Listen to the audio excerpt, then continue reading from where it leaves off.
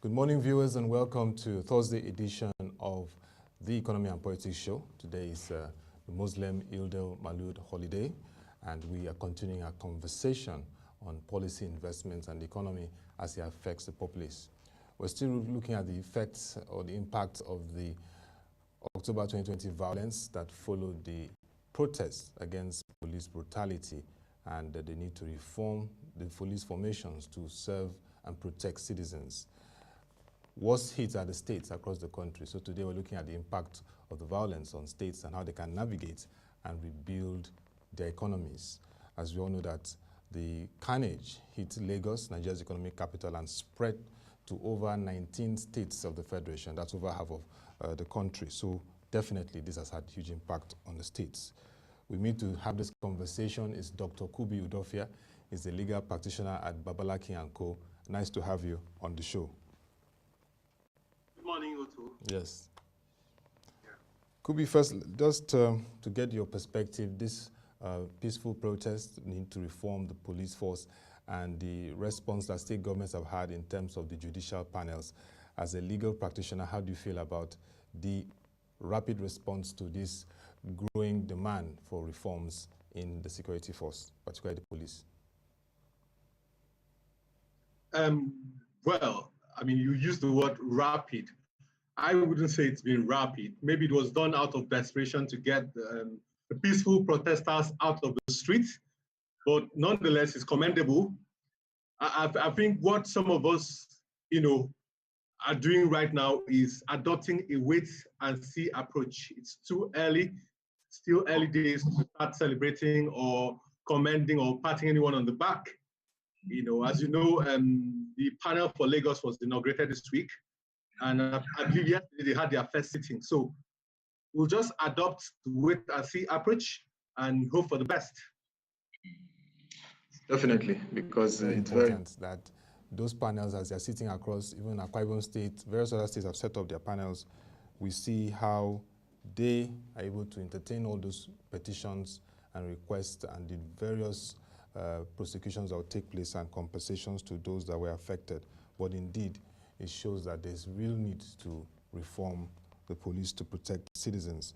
One other area that is of key interest now is the impact of this violence on states' investment profiles, because yesterday watching national television showing some governors touring the impact of the carnage and the commitment to rebuild. It's going to be a huge task, particularly Lagos. Kubi, you saw some of the impacts on historical heritage sites like the Iboshe records and other places. How do you think states can reposition to begin to once again get themselves on the track to be a key investment spot? Okay. Also, I think it's proper for me to start by commiserating with those who have lost their loved ones in the course of the peaceful protest. I mean, there's no dispute about that lives have been lost. And then, I mean, those who lost their lives too in the violence thereafter. I also want to empathize with innocent Nigerians who were injured or lost their properties, in the ensuing violence. So, in relation to the question you've asked, I mean, there's no doubt that the protests and violence have had or are likely to have potential or are likely to adversely impact investment or investment inflows in states and the country generally. I mean, if you look at the magnitude, in terms of the magnitude of the effect it will have, it's something that we may not be able to discern at the moment, form of mathematical exactitude. So, like I said before, it's something we'll just wait and see because events are still evolving. Like I said earlier, no discerning investor would want to invest funds in a volatile environment. An environment where persons can freely loot, like we saw last week, people or criminals can loot and destroy assets while security operatives stand by and watch timidly.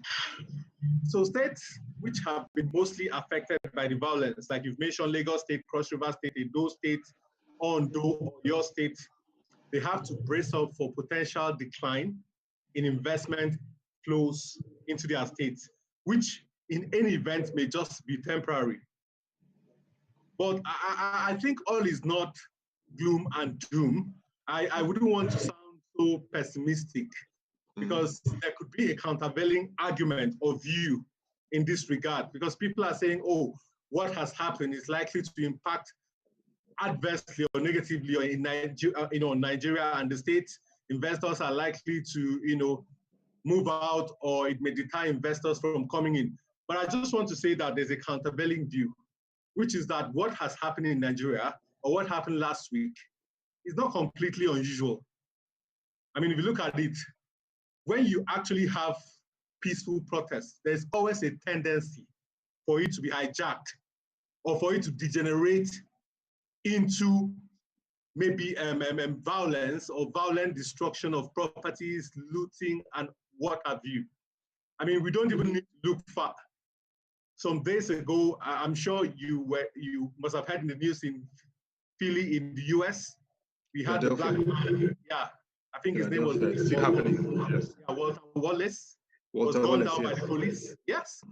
And what started as a peaceful protest led to or degenerated to riots and lootings.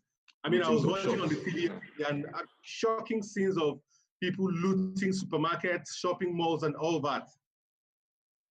And then, I mean, it's the same pattern. You remember the Black Lives Matter protest in the US.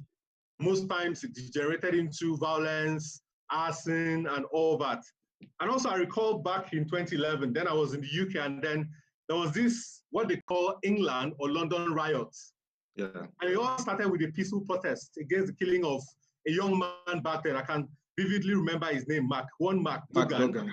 In London. So before we knew it, it snowballed into a violent riots all through cities in London. Shops were looted between I think it was first week of August, 6th or 11th of August 2011. Shops were looted, arson, injuries resulting to deaths. I recall then that the loss recorded in those 3 or 4 days of violence, was estimated to be around, I think, 200 million pounds. That's about 90 billion naira.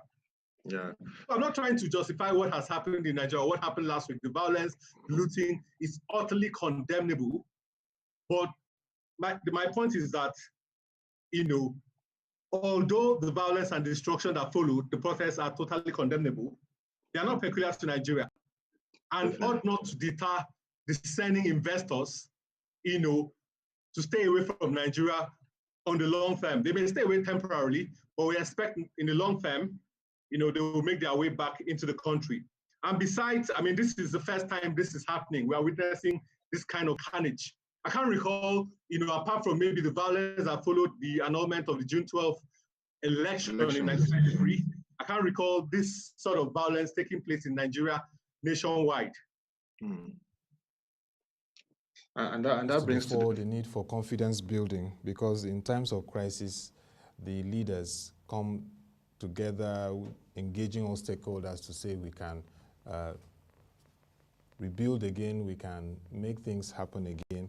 And so far, we've seen various state governors, from the governor of Lagos State, Babajide Sanwo-Olu, to the governor of Anambra State, Willie Obiano, governor of Akwa Ibom, Udo Imango, giving a speech responding to the crisis there, Governor Ben Ayade of Cross River, Governor Seyi Makinde of Oyo State, Governor Godwin Obaseki, Governor Nyesom Wike, they've all been engaging security forces, engaging community and all stakeholders to say we can go through this and rebuild again.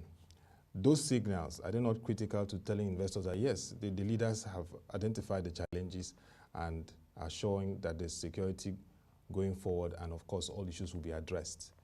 Doesn't that once again restore that confidence to invest in these states affected? Definitely, those steps and efforts are quite commendable, but they can't, just going around and giving speeches alone would not restore investor confidence. Whatever they are saying and whatever they are promising to do, they have to match those words with actions. And the healing process has to be fast. So investors are not just looking for the promises, the commitment, and all not. They're also looking forward to the state executives and the government matching whatever they say with actions. Definitely actions. And Kubi, let's look at the fact that one of the sign points, concessions that people said, okay, we've looked at it as a public-private partnership initiative that can be a model to work across the country, owing to the Murtala Mohammed Airport's concessions, the challenges that we saw there, and the Lagos-Ibadan Expressway, was the Lekki Toll Plaza. And that was burnt during the escalation of violence. Again, from your perspective, how can we learn from this whole issue of securing vehicles like this to ensure that it does not become a recurring decimal? We know that, like you rightly said, in the UK and US, we've seen violence and all that. But beyond the sanctity of contracts, in securing investments like this, which has a PPP model, is very critical. Yeah, also, I want to start by highlighting the fact that the Lekki Ekpe Expressway or the toll gate is no more a PPP project. It's no more a PPP project. The Lagos State government, I think sometime in December 2014, they had acquired the Lekki Concession Company Limited. So the project is now a wholly public company or wholly owned by Lagos State government. And then secondly, I wouldn't want us to, paint a picture of, trying to give the impression that, look, the target of the protesters or the hoodlums that came after the protesters had left was that PPP project. And so Nigerians are not receptive to PPP projects. What happened, I think why the protesters, the peaceful protesters, made their camping ground or decided to congregate at the toll gate was because it was strategic. I mean, it links people, most residents in Lagos who live in the Lekki, Ekpe, Aja, Ibeju, Lekki area. It links them to the rest of DI and mainland. So that point was strategic, and they had to stay there. I mean, they wouldn't have gone to an obscure, unknown location, because then people wouldn't feel the impact of their protest. So I guess that was the primary reason they were there. I know also people made comments about, the godfather of Lagos, politics, having an interest in the toll that was being collected, the fees from the toll, the concession and all that. And so, it was a way of making him feel the impact. But that was just a side. In terms of protection, I don't think anything would have been done. This was something that was very spontaneous. In fact, when the peaceful protesters were there was no plan of burning down that toll gate, the Lekki Ikoyi toll gate, and then the Lekki Ekpe Expressway, the link bridge, and then this other one. Link bridge, yeah. There was no such plan. That only happened, after the military came in and lives were lost, people were injured, and I think it was a form of a retaliation. So there was no plan to damage the facility. And in the first place, it's not even a project that is still subject to PPP anymore. It's only owned by the Lagos State government. And so in essence, that shows that projects like that, wholly owned by states initially after PPP, shows that there's still a lot of work to do in having viable PPPs in the country. Well, I think what happened, I mean, it was quite shady, because I know some lawyers even went to court challenging the Lagos State government to fully disclose circumstances leading to their acquisition of all the shares in Lekki Concession Company. But I think the little information that was made public was the fact that the concessionaire, the original concessionaire, couldn't cope, with the expenses, because the concessionaire had actually wanted to increase the toll fees, but that was resisted by the residents. So the Lagos State government had to take over, pay them up, and take over. Yeah, so I don't think it was a matter of any dispute. It was just them trying to ensure that at the end of the day, the concessionaire didn't feel aggrieved, and it wasn't recouping from the investment made, on the expressway. Yeah, I mean, this issue of PPP, particularly for expressways, is a major discussion point. I was in a forum with some governors who talked about ways in which they can partner Lagos Ogun, Governor Sanwo-Olu and Governor Dapo Abiodun, looking at Lagos Ogun State Express ways, particularly to Ikorodu to Shagamu. Those kind of roads being worked on and told. Also the same with Imo State and Anambra Axis, tolling the roads along there. It therefore shows that if we don't get it right in those vehicles of PPPs, definitely a lot of maintenance works and ability to carry out these projects to sustainability level would be a challenge. But definitely could be. Okay, you want to react to that? I mean, it's commendable because at the end of the day, we all have to agree that government do not have the resources, to finance everything and projects of that nature. So at some point, they would need to bring in private sector financiers or funders to, take care of that. But my reservation, like what I said when I appeared the last time I was here, I expressed the concern about the penchant for government not to honor agreements. So it doesn't make sense inviting people to come and invest in a project. I mean, they are not Santa Claus or Father Christmas. When they invest, they expect to recoup their expenses. Or you bring them in, and then you're making up your mind right from day one to breach the agreement. So they bring in so much funds, invest enormous resources, and then you start breaching the agreement and dishonoring the agreement. It sends wrong signals out there. So, I mean, it's commendable that they're exploring public-private partnership initiatives, but it's also important that when they get into this agreement or in rebuilding, in restoring. A state like Lagos is talking about over ₦1 trillion in terms of what will be required. Some other states, at least like Akwa Ibom or so, may be talking about almost $1 billion plus. River states not so hit.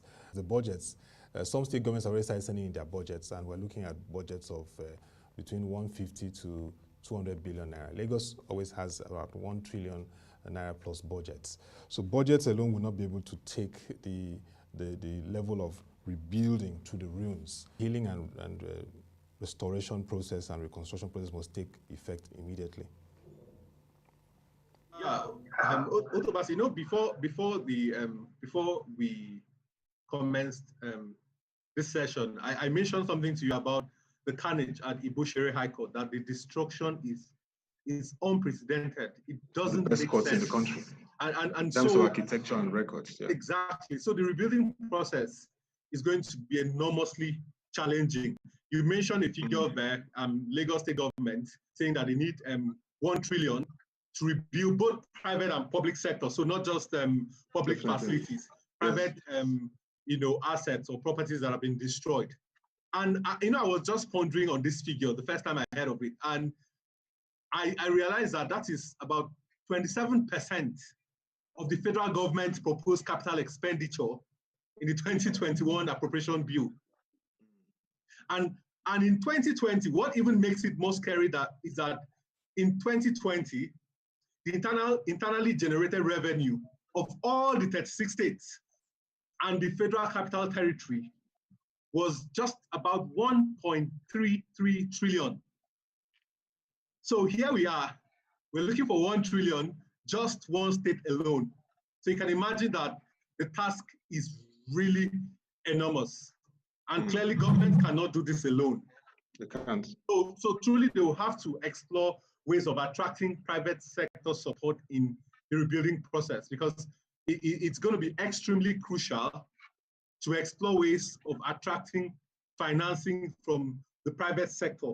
I mean, and thankfully, I was reading the news yesterday and I found out that, some banks are already extending, hand of help to, extending help to private individuals and businesses. Yeah. You have, I listed some of them as being First City Monument Bank, Wema Bank, and Access Bank. Access Bank was quite significant because it announced a 50 billion fund to be offered as interest-free loans to businesses. Yeah. So that's quite commendable. Someone would look at that and say, okay, well, it's just a drop in the ocean. But these states need every help they can. And it's just the starting point. I believe that more private sector players will come forward with time. and try to help out. Yeah, I mean, so far, Oyo State announced 500 million naira to support MSMEs affected by the carnage. Also, Kwara State announced 500 million also in that regard. So states, like you rightly said, don't have all that funds to really support the total reconstruction process, rebuilding of areas that were affected. I mean, look, I say like Cross River, Professor Ben Ayade was lamenting. In terms of revenue, like you rightly said, Cross River is among the lowest when it comes to IGR. So I mean, when you look at the destruction level in Calabar, you just sympathize with the likes of Governor Ayade and how they're going to really achieve this pulling through the ruins and rebuilding. But in terms of the options and the strategies ahead, what we'd like to see from the governors, because it has been a challenging year, like you rightly highlighted, the COVID pandemic, plus now the upheavals that we saw. Managing state finances, funds, looking at key projects, and continuing to make things happen will be a huge challenge for the governors with what has happened now. Yeah, I think the key to, I think it was yesterday I heard that the Minister of Finance has announced a 75, or the government is setting up a 75 billion youth fund, which for the next 3 years, 25 billion per year. But my view is this. I think the government has to stop living in denial. We really need to restructure this country. We need radical reforms, and not just this window dressing all the time. 75 billion days, trader money today, market money tomorrow. There is hardship in the land, there is hardship, there is poverty, hunger in the land. I mean, if you can remember in 2018, Nigeria took over from China as the poverty capital of the world. And we've seen what happened last week. It's just a mirror of, what is to come if we don't act quickly. Data shows that the number of jobless Nigerians, not youth alone, Nigerians stand at about 21.7 million. And when you want to play with these figures, this exceeds the population of 35 African countries, if you add them together, out of 54 African countries. So the population of jobless individuals in Nigeria can make up the population of 35 African countries. So it's scary. So we need radical reforms. We need proper restructuring to avert a future occurrence of what happened last week, the events of last week. I mean, in the absence of such reforms and restructuring, we're not likely to make any considerable progress, with our present deformed and pretentious federalism structure. So like I said, the federal government, they set up this, last week the president spoke and he was talking about the trader money, the market money, but these things are not getting down to the people in the rural areas. They're not feeling the impact of these initiatives because of the structure of our federalism. So these are far from being the solution. It would probably be as ineffective, the 75 billion, as ineffective as the so-called trader money and market money. So we need radical reforms. We need proper restructuring as opposed to the window dressing, and as soon as possible to create the conducive environment for investments and businesses to thrive. So it's as simple as that. So it's not every time we have issues, we just throw one shallow policy or one, some chicken change, which is like a drop in the ocean, and then we move on. So yes. So when you talk about this restructuring, because it's always good to contextualize it, we're looking at our constitution because that's the bedrock of the country in terms of governance, economic resources management, and all that. Since 1999, there are a lot of issues we've seen in the constitution that calls for fiscal federalism, restructuring entire. The constitution aside.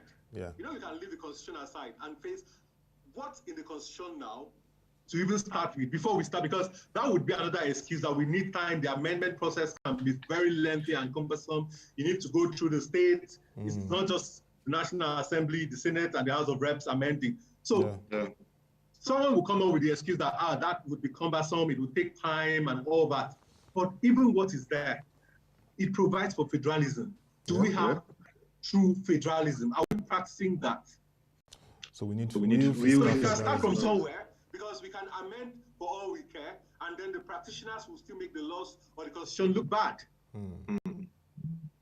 Because at the end of the day, we have all the tools. I mean, I always tell people that most times we have very good laws. We copy laws that are working in other jurisdictions.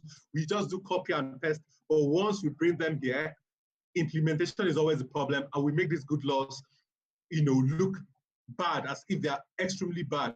Whereas it's a matter of implementation, and it's a matter of the stakeholders applying, this legislation. Yeah. So we can even start with what we have, while trying to amend what we feel we should amend. So in essence, one of the quick wins is fiscal federalism. For example, there have been recommendations to review the fiscal allocation, that's the revenue allocation formula. A situation where the federal government controls 52%, states have 27%, and local government has 21% is, from my perspective too, not a sustainable approach. The centers has too much. I mean, it's something we've been talking about for years now. I almost sounding like broken record. It's almost like a cliche. So if we tinker with that one first, if we look at that recommendation to look back at what has been proposed by several committees, like you said, set up, and even the Revenue Mobilization and Fiscal Commission. Several committees. Yes, and the Revenue Mobilization and Fiscal Commission, if we start with that, that could go a way in leading to implementing the steps to fiscal federalism. Isn't that a quick win for us? It is. It is. But I mean, I'm glad you said, I laughed when you said several committees.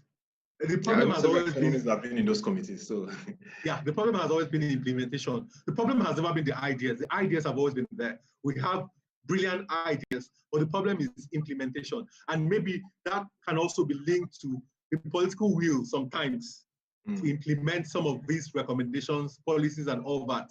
I mean, we've had so many committees, so many recommendations, all piled up, but implementation has always been a massive problem.